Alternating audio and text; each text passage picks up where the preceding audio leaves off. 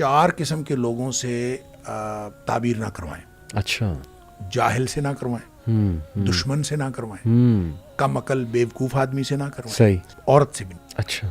یعنی آپ کسی عورت سے تعبیر کروائیں گے, عام طور پہ چونکہ خواتین زیادہ سینسٹیو ہوتی ہیں, ٹھیک, اور یہ سینسٹیوٹی میں وہ عام طور پہ اس میں دوسری طرف جانے کا امکان ہوتا ہے. ٹھیک ہے. دشمن دشمنی کرے گا, جاہل جہالت کا اظہار کرے گا. اس لیے اس طرح کے لوگوں کی بجائے عالم عقل مند اس آدمی سے جس کا پتہ ہو کہ خیر خائی کرے گا. ٹھیک ہے. اچھا, ایک بڑی جو دلچسپ ایک واقعہ میں پڑھ رہا تھا, مجھے بہت حیرت ہوئی کہ یہ اندازہ کیجئے آپ, حضرت عائشہ صدیقہ رضی اللہ تعالیٰ عنہا والی جو حدیث میں آپ کے پاس پہلے بھی ذکر کر رہا تھا, کہ آپ فرماتی ہیں کہ ایک خاتون کو خواب آیا, اور اس کو خواب کئی دفعہ آیا, ایک ہی خواب. ایک دفعہ اس کو خواب آیا, اس کا شوہر گیا ہوا تھا سفر پہ, اور اس نے خواب میں دیکھا کہ اس کے گھر کا ستون گر گیا, اور اس کے گھر بچہ پیدا ہوا, وہ حاملہ تھی. صحیح. اس کے گھر بچہ پیدا ہوا ہے اور وہ کانا ہے. ٹھیک ہے. وہ آئی آ کے اس نے نبی کریم صلی اللہ علیہ وسلم سے خواب بیان کیا. آپ نے فرمایا کہ تیرا شوہر خیر و عافیت کے ساتھ واپس آ جائے گا, صحیح, اور تیرے گھر ایک نیک بچہ پیدا. صحیح. بڑی خوش ہوئی, چلی گئی. ویسے ہوا, شوہر بھی خیریت سے واپس آ گیا, اللہ تعالیٰ نے بیٹا بھی عطا فرمایا.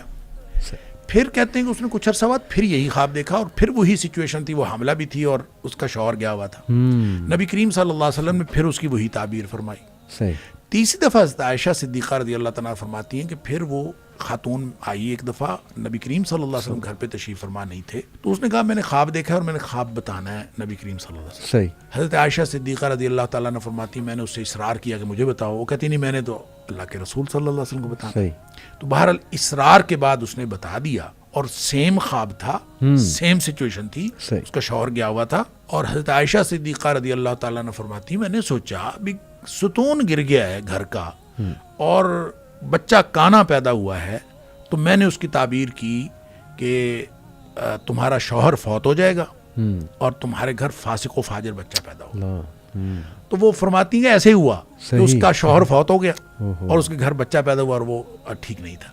اب اندازہ کیجیے, سیم خواب ہے اور تعبیر چینج ہو. تو یہ ہے علی رجل طائر, کہ جو پرندے کے پاؤں پر تھا تو آپ نے جو تعبیر کر دی ویسا ہوگا. اس لیے یہ بہت سینسٹیو معاملہ ہے. تو ایسے شخص کو خواب سنانا چاہیے جس شخص کے بارے میں آپ کو معلوم ہے ایک تو وہ غلط بات نہیں کرے گا, جہالت پر مبنی بات نہیں کرے گا, دشمنی نہیں کرے گا, اور خواہ مخواہ کسی چیز کو سینسٹائز کر کے اور جذباتیت میں بات نہیں کرے گا. بہترین. اس شخص سے بات کریں وگرنہ آپ نہ بات کریں. بہترین. جی, ایک بڑی انٹرسٹنگ تھیوری شیخ ہے ڈریمز کے بارے میں.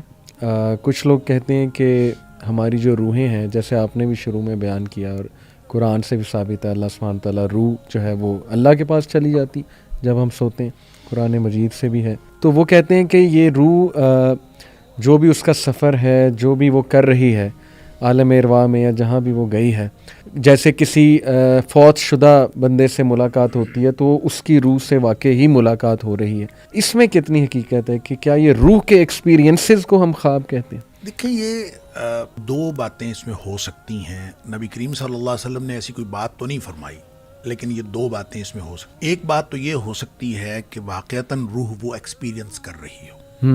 ایک یہ ہے کہ صرف روح محسوس کر رہی ہو, احساس ہو اس کا. یعنی آپ دیکھیں نا, خواب میں اگر آپ کو سانپ ڈس رہا ہے تو ایک تو اس کی انٹرپریشن یہ ہو سکتی ہے کہ آپ واقعتاً کہیں کسی ایسی جگہ ہو جہاں سانپ موجود ہو اور سانپ ڈس رہا ہو, جبکہ آپ جسمانی طور پر تو یہاں پڑے ہوئے ہیں. تو آپ یہاں پڑے ہوئے, آپ ہل بھی رہے ہیں, اور بعض اوقات آپ ایک خاص قسم کی کیفیت میں بھی مبتلا ہو رہے ہیں جسمانی طور پر بھی, اور یہ محسوس کر رہے ہیں. تو وہ کیا صرف اور صرف خواب میں آپ نے دیکھا ہے یا ایکسپیرینس کیا, یہ دونوں باتیں ہو سکتی ہیں. لیکن لگتا یوں ہے کہ یہ خواب میں روح کا سفر ہے کہ وہ باقاعدہ ایکسپیرینس کرتی ہے, وہ جاتی ہے. اس لیے کہ بہت دفعہ ایسے ہوتا ہے کہ آپ خواب میں محسوس کرتے ہیں کہ آپ کسی مشکل سچویشن میں پھنسے ہوئے ہیں, اور وہ روح کی جو واپسی ہے وہ تھوڑا سا ڈیلے ہوتی ہے اور آپ شدید پریشانی میں مبتلا ہو جاتے ہیں. ایسے ہی اسی طرح پھر اس کو اس طرح اس کے ساتھ بھی ملا لیں کہ نبی کریم صلی اللہ علیہ وسلم نے فرمایا موت اور نیند یہ بہنیں ہیں, یہ ایک جیسی ہیں. نیند کو بھی موت کی طرح آپ نے فرمایا, لہٰذا آپ نیند کے وقت کی دعا جو ہے اور پھر نیند سے بیدار ہونے کی جو دعا ہے اس میں بھی موت کا ذکر ہے. اموت و احیا, میں فوت ہوتا ہوں پھر میں. تو اس کا مطلب ہے یہ نیند بھی موت کی طرح. تو موت میں چونکہ روح نکل جاتی ہے, اس کا مطلب ہے نیند میں بھی روح نکل جاتی ہے. وہ نکل کے واپس آ جاتی ہے.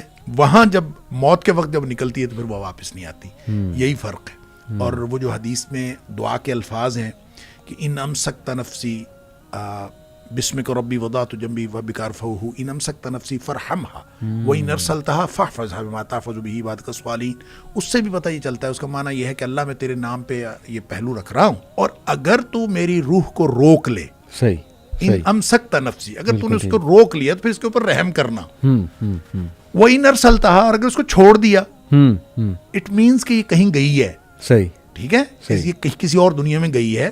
وہی نرسلتہا, اور اگر تم نے واپس چھوڑ دیا تو پھر اس کو اس طرح حفاظت کرنا جیسے تو نیک بندوں کی حفاظت کرتا ہے. تو ان ساری باتوں سے لگتا یوں ہی ہے کہ یہ نا ایکسپیرینس کر. واللہ اعلم.